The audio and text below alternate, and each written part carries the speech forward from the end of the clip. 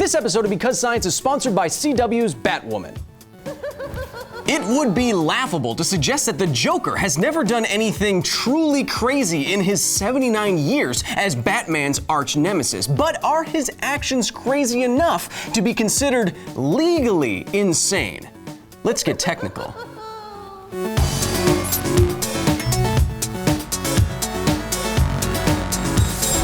If any supervillain were to fit the bill of insane, the Joker would have to be one of those, right? He's a chaotically evil criminal mastermind, callous, uncaring, basically all of the bad descriptors. But despite what seems like ample evidence for his state of mind, Batman media is actually back and forth on the question of the Joker's sanity.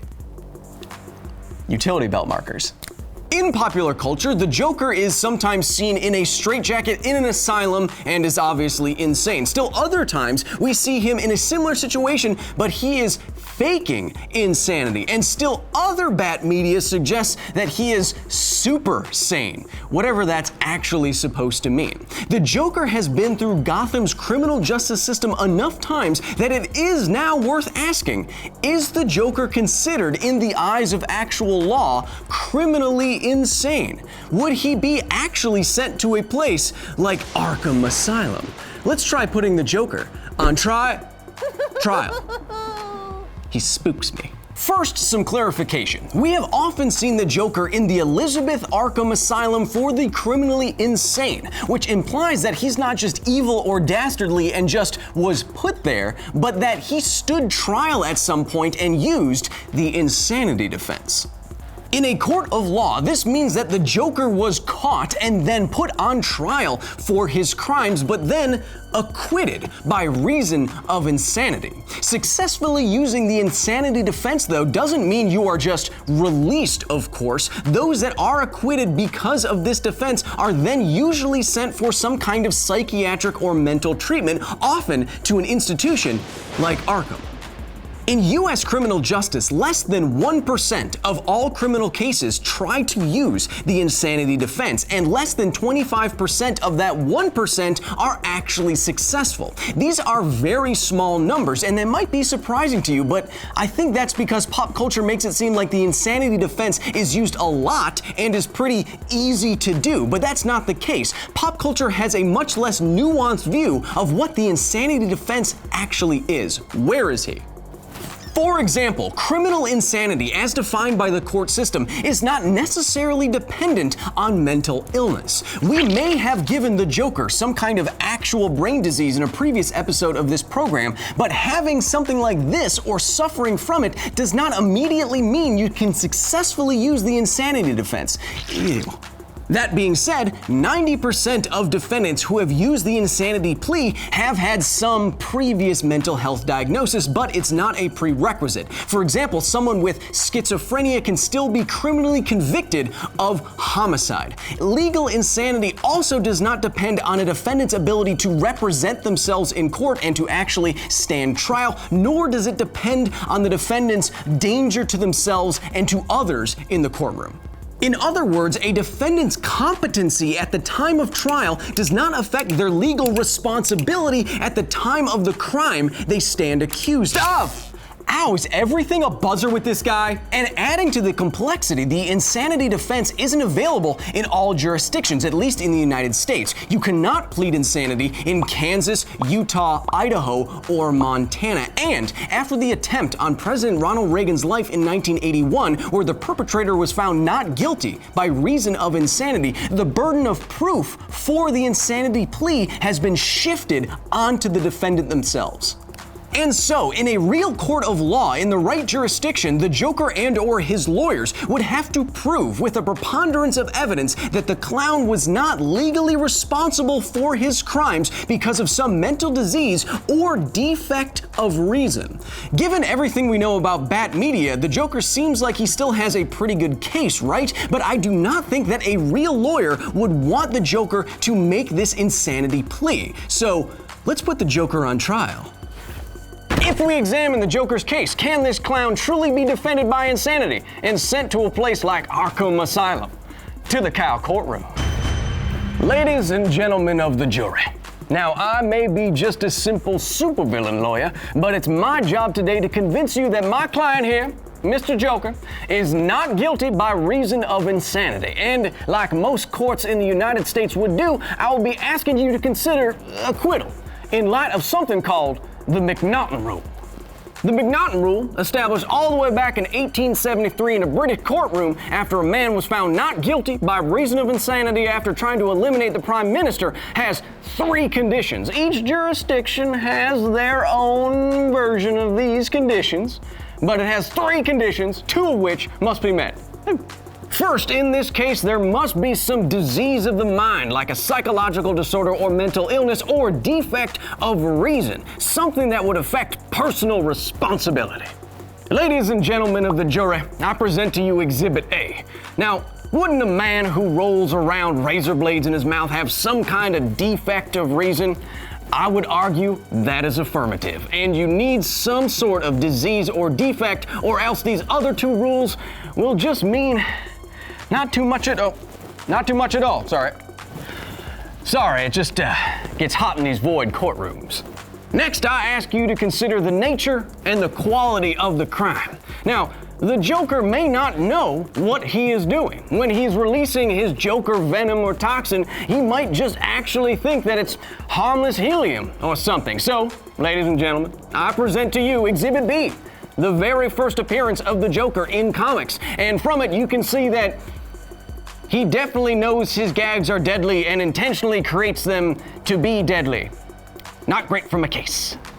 But good jury, I ask you, the Joker may still be able to plead insanity if he doesn't know what he's doing is wrong.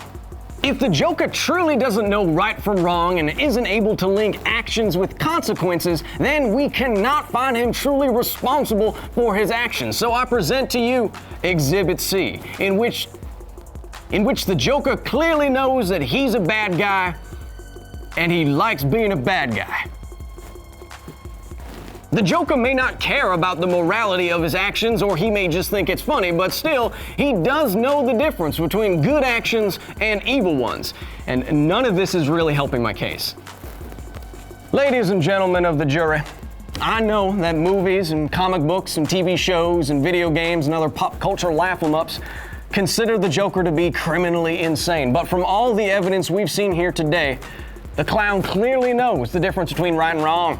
He knows the illegality of his actions, and so, under current law, defect or disease of the mind or not, the Joker cannot be considered criminally insane. He knows that crimes are crimes, and he claims himself to be the prince of them, which I guess means the defense rests, and I lose. Wow, that Void lawyer had a pretty good point. In just about any jurisdiction, the Joker would not be found not guilty by reason of insanity. But this still leaves a larger philosophical question for us. Is the Joker really responsible for his actions? Are any of us? The Joker is who he is because he's written that way. He has no choice in the matter, but neither do you. And I want to get real with you for a second, and I'm going to ask you an odd question. When did you decide to be you? When did you choose your own personality, the way that you laugh, your quirks, the way that you like your chicken? When did you choose the way that your mother's voice makes you feel? Of course, you didn't choose any of these things. This is just how you find yourself in the present moment. You didn't choose how your DNA is ordered. You didn't pick how your brain is wired. You didn't determine to whom you would be born, in what circumstances, where, and when. If you followed this causal chain all the way back to the very first minute you started to exist, you do not find any opportunity in which you could have consciously chosen to be someone other than who you are right now. And you may be sympathetic to this kind of reasoning if you think about maybe criminals who turned out to have terrible lives because of upbringings that were horrific that they did not choose, but you are stuck in that exact same chain. When did you decide to be you? And with a little introspection, I think it's possible to see that we're not even in control of our own thoughts. So try something with me. Just close your eyes for a moment. Are your eyes closed? All right. Now take a few deep breaths, in and out. Try to focus on the sensation of your breathing. And now slowly become aware of the thoughts that you're having. Find just the next thing that pops up in consciousness. Maybe you realize that you're having a feeling of hunger. Maybe now you sense that your right hand is itchy. Or maybe you're thinking about how weird all of this is in this moment. But now I ask you, focusing really hard, when are you choosing to have these thoughts and these desires and these movements? Are you choosing any of this at all? Or is everything here randomly appearing in consciousness? Okay, now you can open your eyes. I want you to try one more thing. Now focus on your thoughts for just a few more moments. Think of a city, any city in the world. Do you have one? Okay, when did you choose that city? Why did you choose it? Why didn't you think of Dublin? Why didn't you think of Cairo? We can rationalize why we did or didn't choose something later on, but I think if we're being honest with ourselves and we're paying attention, we can feel that our attention itself is just randomly assigning itself to something that pops up in consciousness that we have no actual conscious control over. So now I ask you, are you as free as you feel? Here's another thought experiment. Imagine two scenarios. In each, the Joker is planning on blowing up some building in Gotham. In the first scenario, he succeeds, and there's terrible destruction. In the second scenario, he succeeds, but then he is caught. However, once he is in custody, he starts complaining about terrible headaches, and so the doctors give him a brain scan and they find a tumor the size of a golf ball pressing on areas of the Joker's brain linked to impulse control and aggression. Now, which one of these Jokers is more responsible? I think we intuitively feel that the Joker in the second scenario, the one with the brain tumor, is less personally responsible for his actions because biology dictated them. But remember, we do not choose our biology either. Is the Joker in either scenario, brain tumor or not, truly punishably responsible for his actions? And we do not have to go through all of the terrible details, but I bring up this second scenario with the brain tumor because this case has happened a number of times. If we logically extend biological exculpability, what does true personal criminal responsibility really mean? Our criminal justice system rests almost entirely on the idea that you are free to choose. In any situation, you could have chosen otherwise, and if you didn't, and it's a crime, you are personally responsible. But what I want to challenge you on now is this. Could you ever have chosen otherwise? Wouldn't the universe have to be in a different state for you to have been in a different state in that moment? Most of us feel, to the very core of us, that we are free.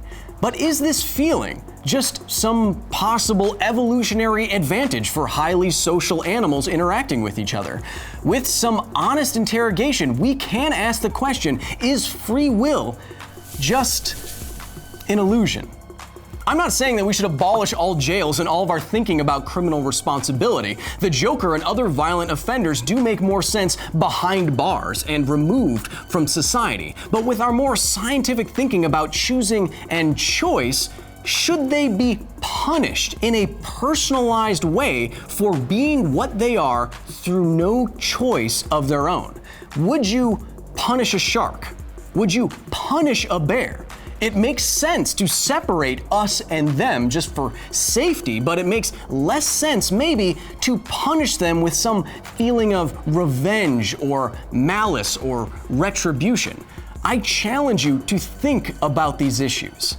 And while you're doing that, I'm gonna go take over Gotham, yeah! So, is the Joker legally, criminally insane? I think we can say no. Though in pop culture he is portrayed as particularly unhinged, I don't think any jurisdiction would accept his insanity defense plea. He is surely guilty of his crimes, but is he really responsible for them in the way that our intuitions about free will and the freedom to choose make it seem? Maybe. Maybe not. I'll leave that with you for now. But then again, I was always going to. Because science.